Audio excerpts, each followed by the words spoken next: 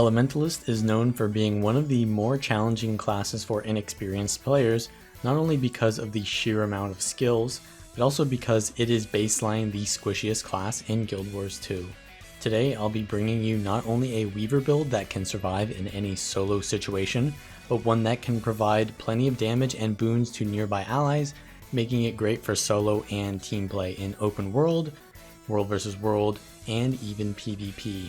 You can even transition from this playstyle to the meta DPS Weaver by acquiring more squishy stats, but starting out with this build will not only be much more forgiving, but also provide you plenty of time to practice the mechanics to one of the more fun classes in Guild Wars 2.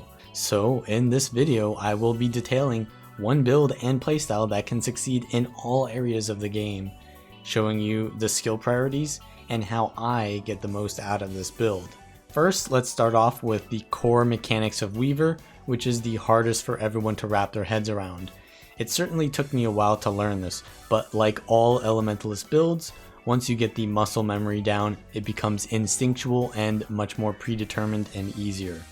Weaver gains access to dual attunements, which means that their first two skills are the attunement they just swapped into, and the 4 and 5 skill are the attunement they were just in before that.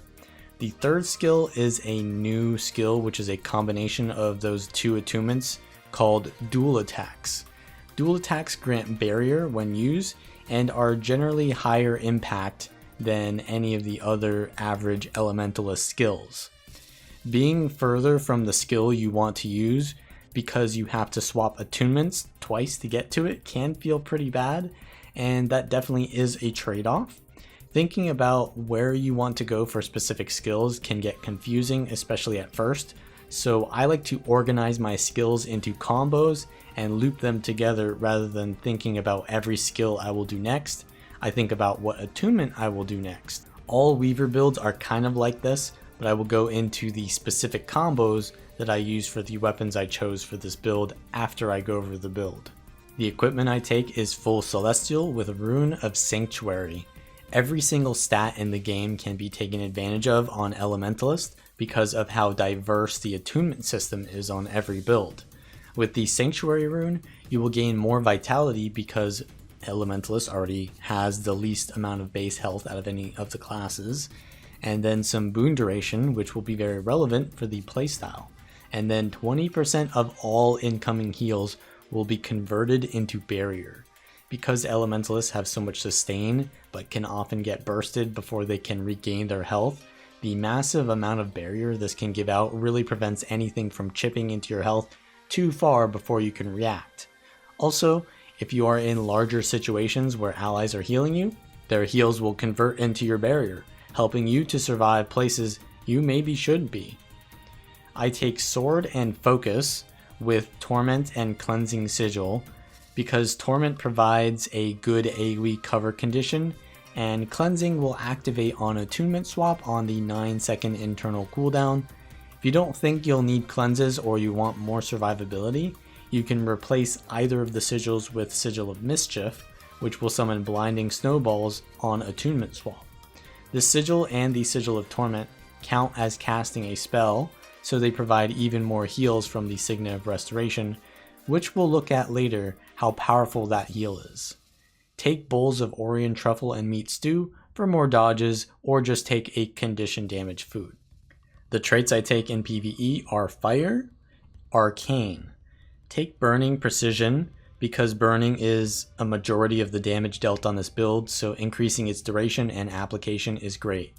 Burning Rage will grant condition damage and make your Sunspot give burning to nearby enemies. Sunspot is whenever you enter Fire Attunement, you gain a Fire Aura, which will give burning to enemies that hit you, and might to yourself when they hit you. Pyromancer's Puissance will grant long duration might when using skills while in Fire Attunement, and then perform a Flame Expulsion when you leave Fire Attunement, which removes 10 might from you, shares that might to nearby allies, and does a burst of damage to nearby enemies. Because you will be constantly going in and out of Fire Attunement, you will need to keep gaining the might that you lose from leaving Fire Attunement, but there are ways to gain might outside of Fire Attunement, such as blasting fire fields. In Arcane, I take Arcane Restoration, which grants healing when swapping attunements. This heals a lot over time, but you could take renewing stamina if you really want more vigor uptime, though I think the build has plenty of vigor without this, and the sustain from arcane restoration you can't really be denied, so it's more reliable. You also gain boons when swapping attunements. Every swap is going to give 1 stack of might. Fire gives another stack of might. Water gives regeneration. Air gives swiftness. And protection also from earth attunement, which is a super powerful boon, especially on a squishy class like Elementalist. We'll also get more boons from Elemental Lockdown, which triggers when you disable an enemy. Mostly you want to disable while in earth and fire because that helps to maintain your might stacks, and the protection uptime can be permanent with a little combo I'll show later. Arcane also gives some boon duration and reduces the recharge of your attunements, making the rotation between your skills feel much more fluid. Finally, take Evasive Arcana, which performs an ability based on which attunement you're in when you dodge. If you dodge in fire, you get a really long burn. Water dodge gives cleanse and healing. Earth gives a blast finisher, which will be useful for combos, and air is just a blind. I think now is the time to address the elephant in the room. This build looks like it is pretty aggressive with no water or earth trait lines, but the sustain is there. It mostly comes from the massive synergy of Signet of Restoration with all of your traits.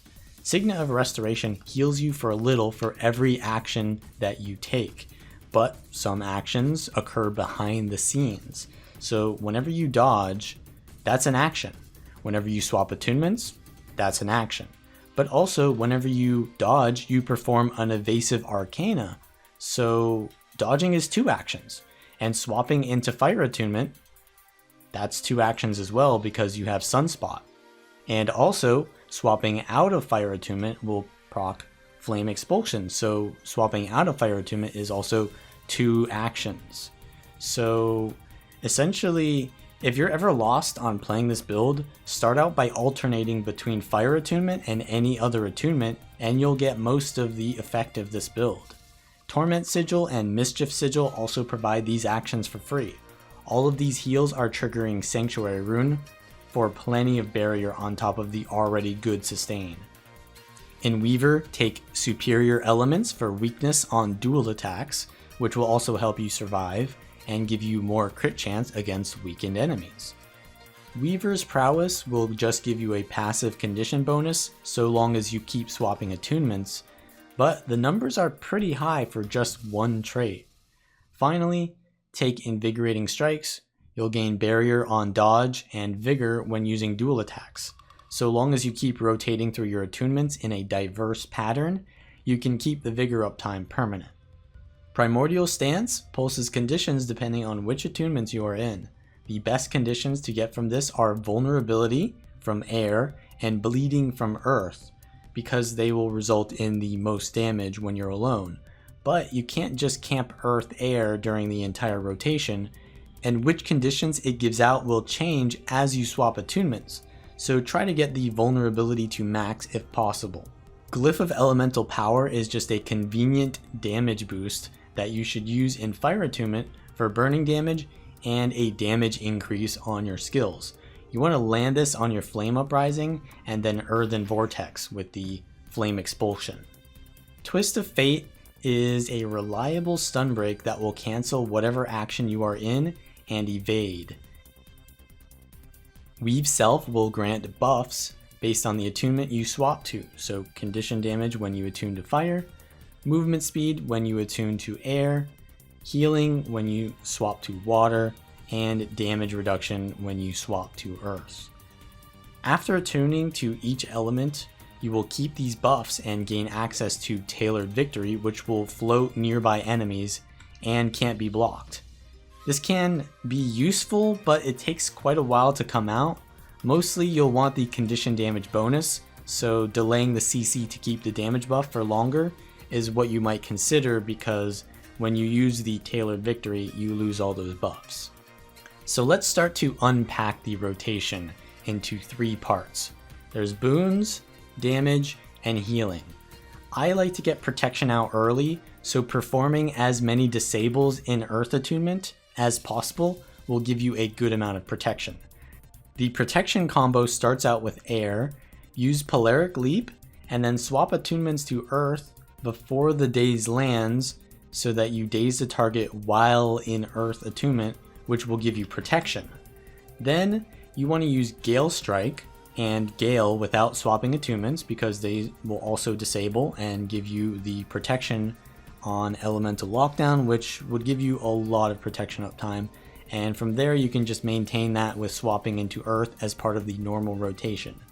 If your protection ever drops, just go back into air and then restart the rotation by using Polaric Leap and swap into Earth, then use Gale Strike and Gale if it's off cooldown. The damage combo usually consists of going into Fire Attunement, which will give out burning to nearby enemies, and blasting your fire fields for as much might as possible, and then rotating through a diverse amount of dual attacks. Pyrovortex is the highest damaging ability on this build, so always try to pass by air fire every 12 seconds, which is about every 4 attunements. Every other dual attack is pretty decent except for the air into water, which is Shearing Edge. So never go into air and water, just go into earth or fire from air or earth and fire from water. The healing combo always starts in water attunement. You will dodge for the cleanse and heal, and then wait for the attunement swap cooldown, use Riptide, and then combo finisher in your Riptide. How you combo finisher in your Riptide water field can be done many ways. You can swap to fire and use Flame Uprising. And that's a little bit of an underwhelming heal combo, but if you want to get the maximum value on your heal combo, what you can do is you do the dodge and you Riptide to where the target is, then you swap to Earth, use Comet, and move away, then dodge back in for the Evasive Arcana, and then use Earthen Vortex. And that will give you 3 blasts in your water field for a lot of sustain. If I wanted to make a defined rotation, it would start out in air and do the protection combo. So get the protection from going into Earth, and then Gale Strike and Gale. Then you want to swap into Fire Attunement and use Molten Armor and Flame Uprising, then use Magnetic Wave to get the might from blasting your fire field. Then you want to be swapping into air, but you want to use Primordial Stance so that you get the might from using the skill in Fire Attunement, and then you want to swap into air immediately to use Pyrovortex and get the vulnerability from being in air. Pyrovortex is your hardest hitting ability, so the vulnerability on top of that is really nice. So you Pyrovortex there, then you want to use your Flame Wall on top of them and your Fire Shield.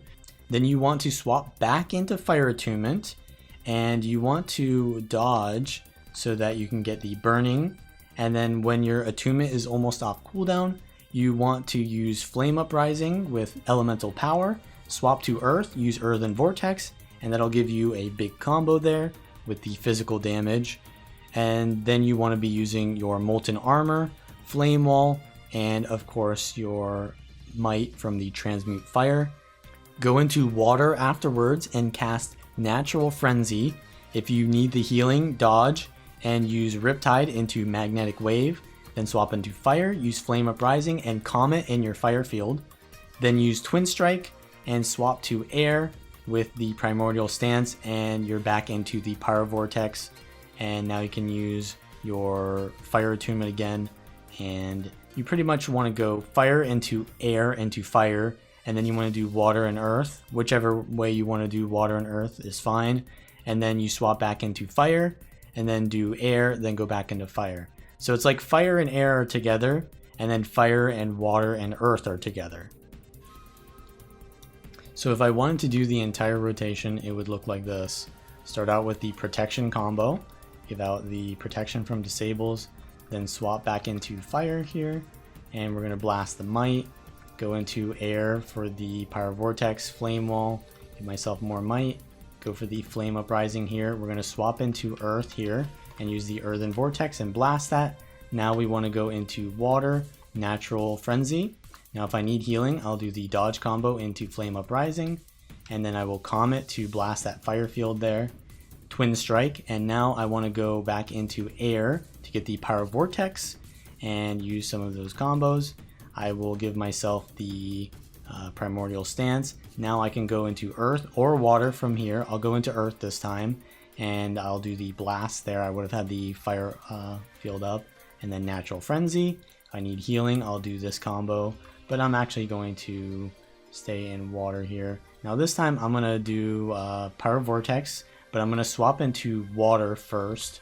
So I go into, I'm gonna go into earth first, and then I'm gonna go into water, Natural Frenzy, do the combo here with that, and then we go into Twin Strike here.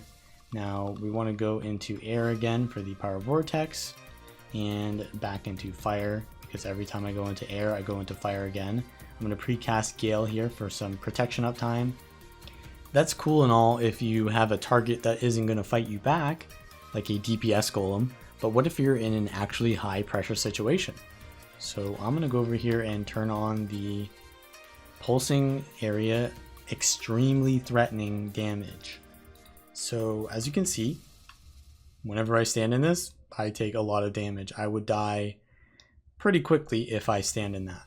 So let's see if I can kill the standard DPS golem while sustaining myself and doing damage and not dying into this area. So I'm going to start in the air attunement and just go for the proc combo and see if I can survive and kill this. So we go in, do the proc combo. I'm going to save my Earthen Vortex. I'm going to use my, I'm going to save all my combo skills for the water attunement here. I'm going to use the Vortex here. And I'm going to go back into fire because I don't want to go into air or air water, right? I need to get some heals here. So we're going into water, wait for the water. I'm going to Comet and then use the combo here, the double blast finisher. And now we've got a pretty good amount of health here. I'm going to use Pyro Vortex here. I'm going to probably dodge into fire as well. And we'll use Weave Self here to get some more sustain. I'm going to use the combo again. I use the Vortex into the dodge, and that didn't actually work out so well. But we're going to need to go into air here. We've got Tailored Victory, but we're not going to use that because we want to just get the buffs here. So we're just getting a lot of protection here. And I'm going to have to go into Water Attunement very soon here. We're going to hold off on using too much there. So we want to wait for the cooldown here. Use Comet, dodge back in, use the Earthen Vortex, and then we're pretty good on health now. We're doing pretty good. I'm going to go in for some damage with the Pyro Vortex. Let's get some prot again. And I'm going to probably dodge here because I'm taking quite a bit of damage. And next time we go into water, we're actually going to go back into fire here because we're lacking a bit of the earth cooldowns, I think. So we're going to use that. We actually got might from that, which is pretty bad. I'm going to have to dodge to avoid taking too much damage here. Let's go into earth and get some protection. And then I will use the water combo here. So we wait a little bit and then do the water combo into earth here.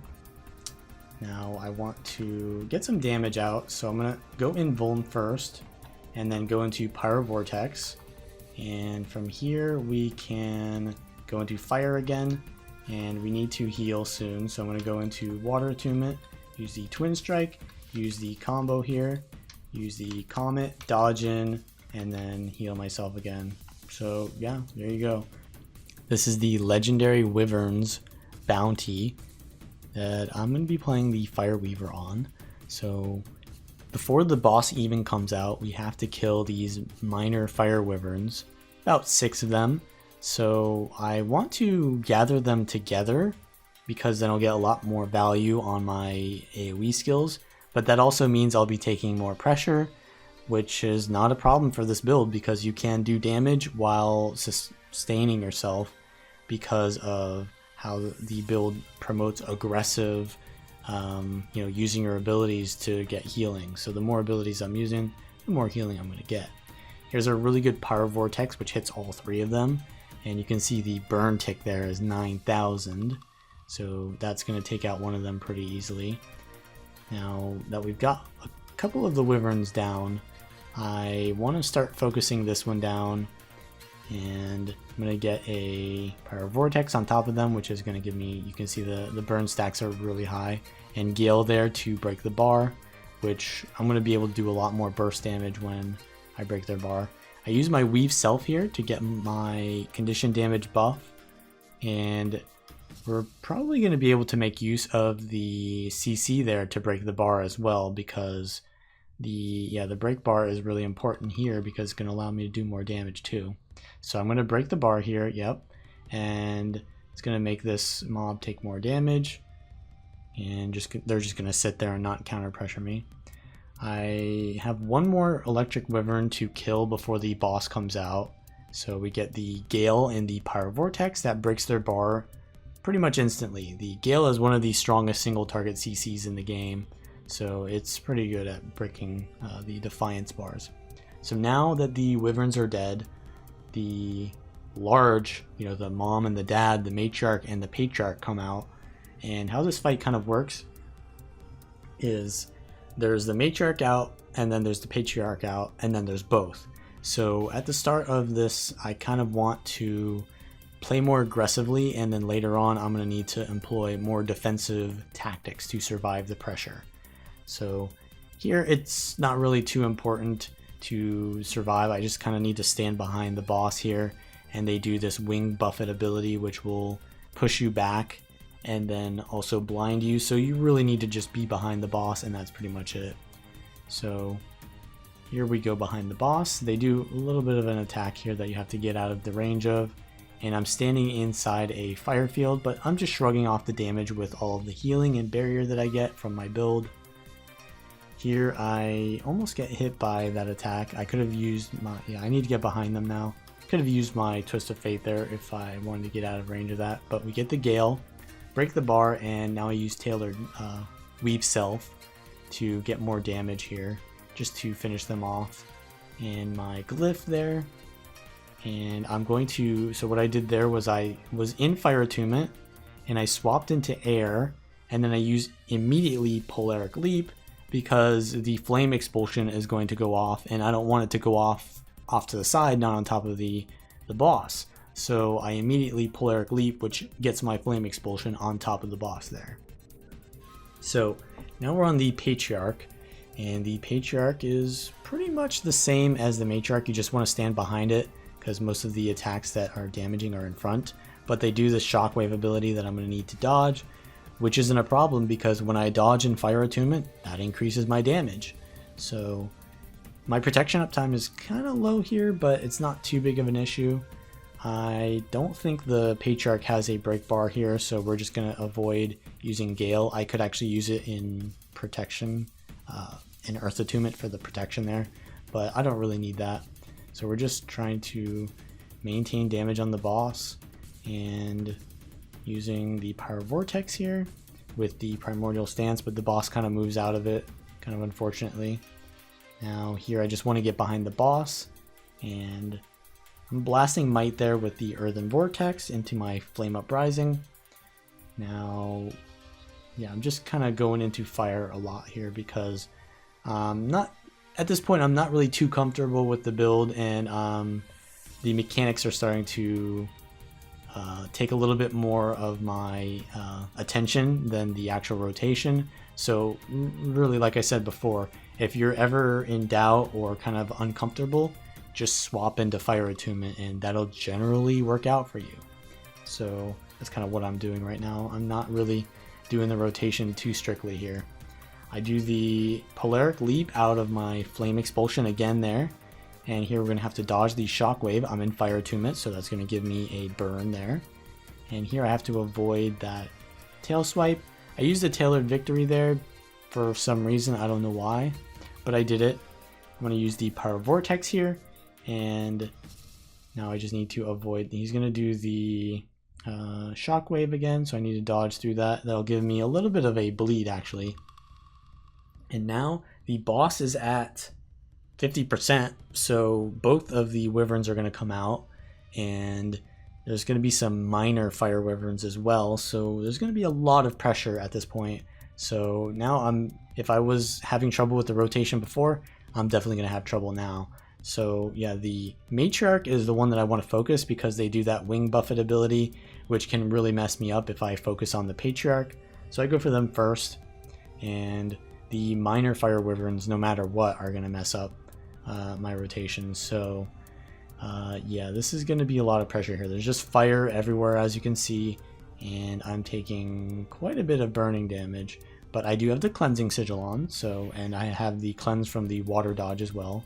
I use the natural frenzy there to try to hit them from range, but I still get hit without a poisoning attack. Lava skin here, plus any kind of yeah, so the lava skin plus the pyro vortex there is going to give me a lot of damage. Here's the wing buffet, but I gale, so they're actually going to get CC'd here, and that's really good because that allows me a little bit more flexibility on my positioning. But I'm taking a lot of damage. There's a mechanic out there that's going to give me like poison and stuff like that. So I'm just trying to do the heal combo there and survive. I'm almost falling through the ground here. I see that's the Patriarch is over there, so I want to go over to the Matriarch and finish them off because that'll reduce the amount of pressure that I'm taking by a lot. I give out my Primordial Stance, which only gave out a little bit of vulnerability. I could have probably used that earlier in Air Attunement, but yeah, we're gonna do pretty okay here on the heals here because I'm doing the water combos. I'm focusing more on survival. The wing buffet is happening, so I get behind the boss. I can gale them if I want. Yep, that's good, but there's way too much pressure for me to take advantage of that, so I have to back off and use the heal combo there with the Earthen Vortex and the Magnetic Wave in my Riptide.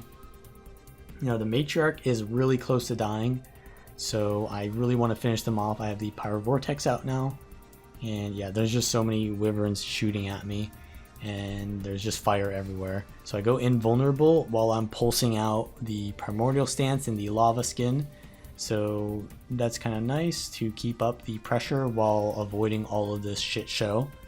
And now we're going to start killing the Patriarch.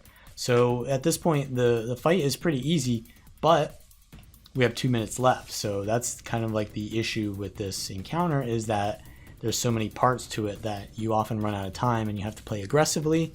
And if you play too aggressively, you can get punished and die. So it's pretty much a DPS race at this point. So I go into the Fire Attunement here, blast the fire field there for some more might. And we're just going into, yeah, Fire Attunement a lot here, as you can see. I just threw out the Gale there because that will count as a disable and give me more might. And now we're going to probably dodge there in Fire Attunement, which is going to give me more burns. Pyro Vortex, we've got a pretty decent amount of Condi damage coming out here. And we've got an entire minute and 15 seconds left, and the boss is at 18%. So we've basically gotten the boss from 50% to 18% in a little bit less than a minute. So we're doing fine here. We just need to keep it up and not die. So I'm playing safe here and going into Earth Attunement. I have, yeah, I can Gale there for protection uptime. And we've got 50 seconds left. We're doing okay. You know, we just need to get this Pyro Vortex out there and dodge this Shockwave. I'm going to probably, I went into water here, playing super safe. I think I actually just messed up there. I went into fire, or I went into water air, which I said I should never do. So I'm kind of just succumbing to the pressure at this point, but I'm mashing buttons and it's going to work out anyways. So yeah, 30 seconds left, 2%, and we're going to get the legendary Wyverns bounty. In World vs. World, you absolutely want to have the Cleansing Sigil. I also still use the Torment Sigil. You can, if you really want. The Energy Sigil is really good for survivability, but the issue with this build is that oftentimes you can struggle to kill people rather than struggle to survive. This is quite a tanky build in World vs. World, so I like to have the extra pressure from the Sigil of Torment, which will give you more cover condis and just in general more damage. For the traits, in fire you want to replace Burning Rage with Smothering Auras, because this will give you more condition cleanse when you gain auras, and you gain an aura every time you swap into fire attunement. And of course the Fire 5 skill is going to give you Fire Shield, and you can transmute with Transmute Fire, and that'll give you 2 condition cleanse. So there's a lot of condition cleanse on this build.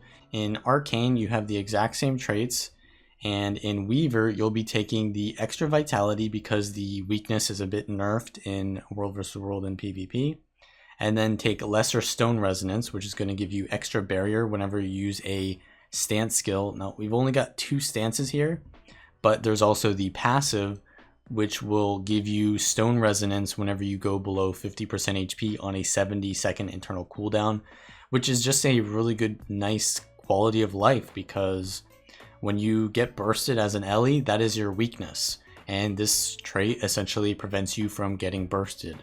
So it's just really good, and it's not even that long of an internal cooldown. The playstyle in World vs. World is a lot more reactive, but the idea is still there that you can just swap into Fire Attunement and alternate between that and some other attunement, and that'll give you a lot of value. So let's go over one of the more important combos to know for this build.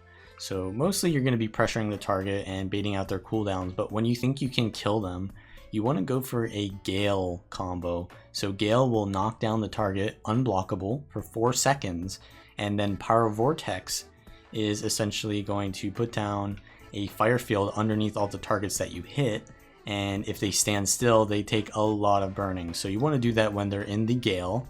So generally the combo is going to be you swap into air, then you swap into fire so that you have fire air, then you Gale the target, use all of your primordial stance and elemental power as like aggressive utilities here, and then you want to be doing your Pyro Vortex into Flame Uprising, and then use Earth Attunement to get the Flame Expulsion, and then you want to use Earthen Vortex. So the combo will look like this.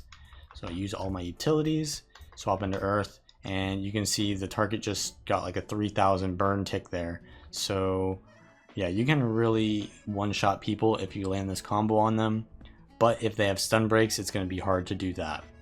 Now when you're under pressure, you do want to be swapping into the Earth Attunement usually first to gain protection, and then by the time the protection is out, you'll be able to swap out of Earth, and then you have access to Magnetic Wave, which will give you Projectile Reflect, which is really good against, you know, all the rangers in World vs. World, or use Obsidian Flesh, which makes you invulnerable for 3 seconds, and you can swap attunements while you're invulnerable here, so you can sort of get ahead in your rotation while not taking pressure.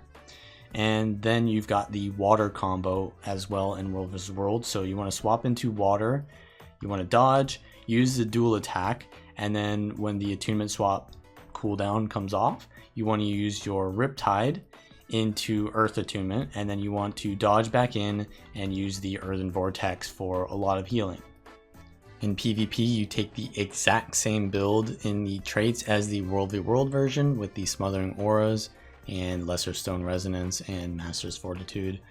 The Amulet is Sage Amulet because that gives you good healing power and condition damage, and then you take the Rune of Sanctuary, of course. For the sword focus, you take energy and cleansing sigils. Because the cleansing sigil is not as powerful in PvP as it is in World vs. World, you really need to make use of the Smothering Aura's transmute cleanses. So how you're going to be getting those fire auras to transmute is by going into Fire Attunement, and then when you go out of Fire Attunement, you're going to have access to the Fire Shield, and you can transmute that. You can also do the Fire 4, which is going to give you a fire field, and use the Fire 1, which will give you the fire aura through it, and then you can swap out and use the transmute. And you've also got the Air 2, which is a leap, which will give you fire aura if you do it through a fire field. So you want to just remember that you can use your Flame Uprising and then leap through it with either your Air 2, or you can leap through your Fire 4 with the Flame Uprising itself. And that'll give you a lot of auras, which will give you the cleanse that you need on this build.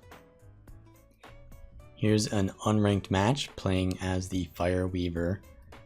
In this match, I want to show how surviving as an Elementalist is a little bit more potential than people really think there is on it. A lot of people think, oh, Ellie is very squishy, and it can be very squishy. But in this match, I'll be showing how positioning and proper skill timings are going to allow you a lot of survivability. If you do want a more like standard duelist role video commentary, then you can check out the description where I do have another video with this exact playstyle of Fire Weaver. So here we're starting out.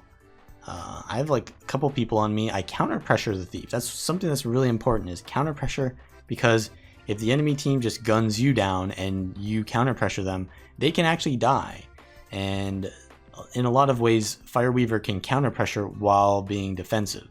So instead of being just run down by 3 players there, I pressured the thief and they had to back off. So it was only like 2 people on me.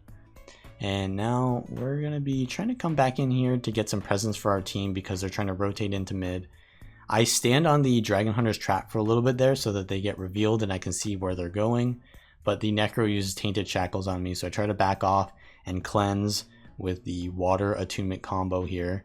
And my passive Stone Resonance procs here. So I do want to juke a little bit because I don't want to push into a 1v3 there.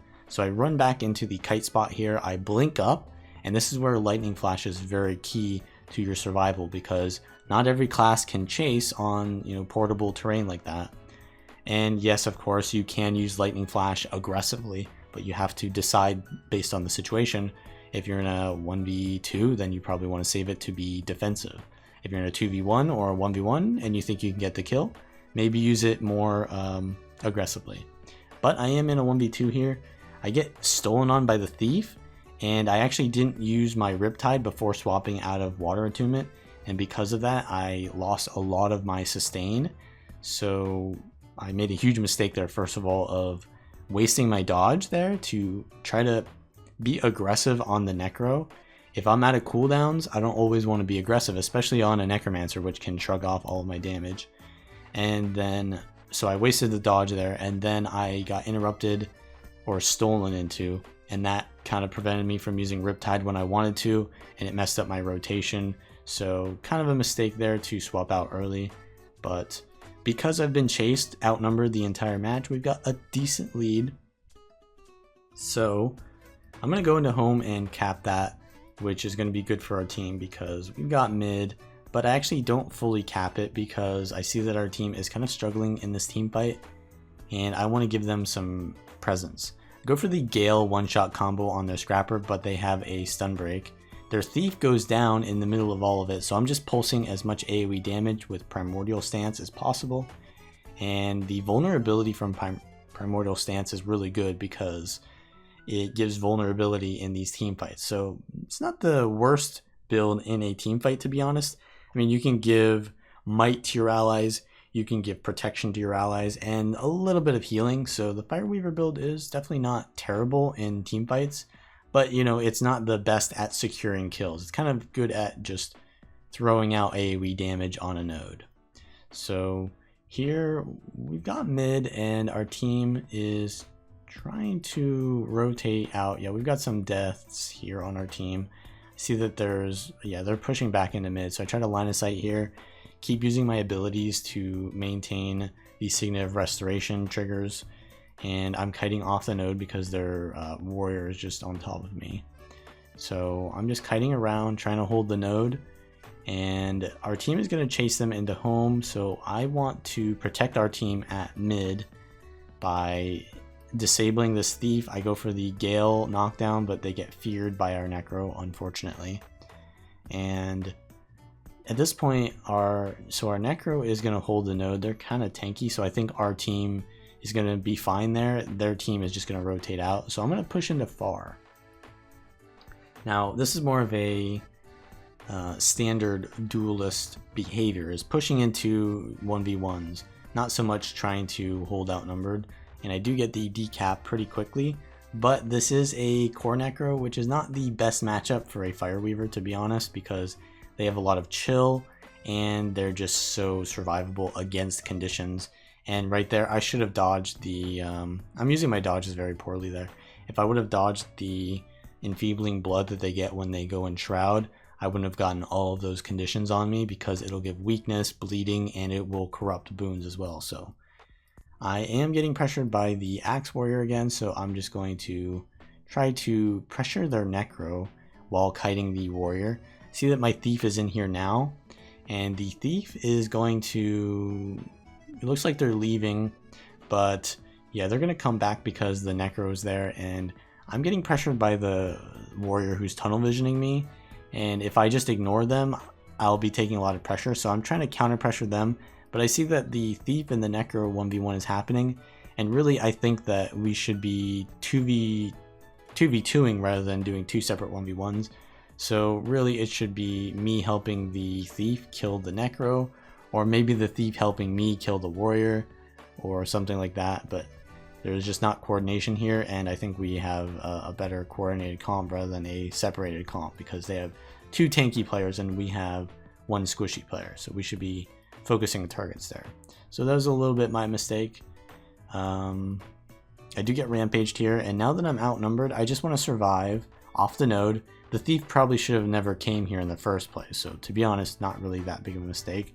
So I'm just going to try to counter pressure the Necro, get them off me, and what that does is it makes the Necro decide to leave and go to cap the node, which allows me to survive, and the Warrior's just going to keep chasing me, so I'm just going to rotate into mid here.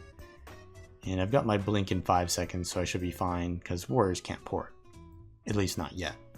So, here the Warrior is still kind of chasing me, and I know that the Necro is going to rotate in, but our Guardian is going to actually push into the Necro, so I don't have to worry about the Necro. I do port into a Test of Faith, which gets me pretty low, so I need to use my heal combo here eventually. And I go for a Gale, but they immediately stun break, so yeah, we're kind of dead here. Our Necro is dead, so I'm just gonna leave this and allow my team to just kind of die. And the reason I do that is because I don't really want my teammates to be like slowly dying. I want them to just rotate out, and I can actually stall the enemy team here, prevent them from getting value off of our entire team wipe, because they have to stay to gain this node. So they have to invest more into the node than they've already invested. And that's going to be bad for them, because if they can't get the kill on me, which requires a lot of good play by me, of course, it's not always a good play to run into outnumbered situations. But if I take the risk and I succeed in surviving, then I can prevent them from rotating out. And essentially, we didn't get snowballed and they didn't push into our home node because of it, but I am taking quite a lot of pressure. So I dodge. I have my invuln here, and they're going to rampage me again. So I get my passive there, that's the Stone Resonance, and that's going to help me to survive quite a bit here. I've just used my heal combo, and I'm just counter pressuring while waiting for my defensive cooldowns. I do go into air water here because I am pressured, so I just want to use water as soon as possible. But they stop chasing me because I blink away. But they see that I'm really low, and it's true that they should probably keep chasing here. And I see that their Necro is also coming towards me, and they're going to probably gun me down because they see that I'm low. I'm going to use my Earthen Vortex in the heal combo, and that actually makes me deceptively tanky, that the DH was going to be pretty aggressive on me too. But they took a lot of counter pressure and they're low. So Earthen Vortex is a very good skill for counter pressure like that.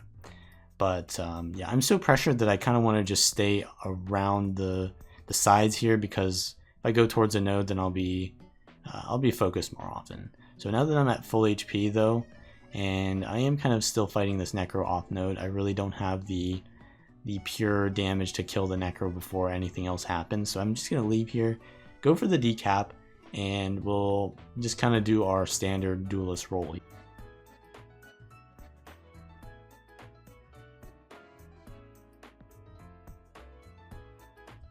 So we're just sitting here capping the node. I see that our team is doing pretty well at mid, so I'm going to take the luxury of getting that full cap. And now we've got a trip cap, which is really good for us.